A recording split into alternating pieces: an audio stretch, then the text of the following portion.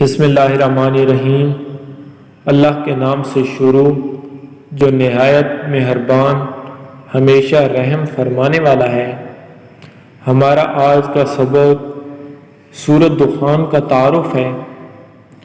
سورۃ دخان مستند روایات کے مطابق یہ سورت اس وقت نازل ہوئی تھی جب اللہ تعالیٰ نے مکہ مکرمہ کے کافروں کو متنبع کرنے کے لیے ایک شدید قحط میں مبتلا فرمایا۔ اس موقع پر لوگ چمڑے تک کھانے پر مجبور ہوئے اور ابو سفیان کے ذریعے کافروں نے حضرت صلی اللہ علیہ وسلم سے درخواست کی کہ قحط دور کرنے کے لیے اللہ تعالیٰ سے دعا کریں، اور ہم وعدہ کرتے ہیں کہ اگر قحط دور ہو گیا تو ہم ایمان لے آئیں گے۔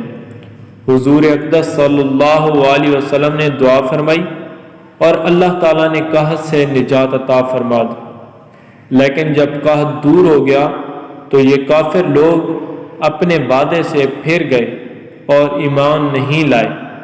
اس واقعہ کا تذکرہ اس سورت کی آیت نمبر 10 تا 15 میں آیا ہے، اور اسی سلسلے میں یہ فرمایا گیا ہے کہ ایک آسمان پر دھواں ہی دھواں نظر آئے گا۔ اس کا مطلب انشاءاللہ اس آیت کی تفسیر میں آئے گا۔ دھوئیں کو عربی زبان میں دخان کہتے ہیں، اور اسی وجہ سے اس سورت کا نام سورۃ دخان ہے۔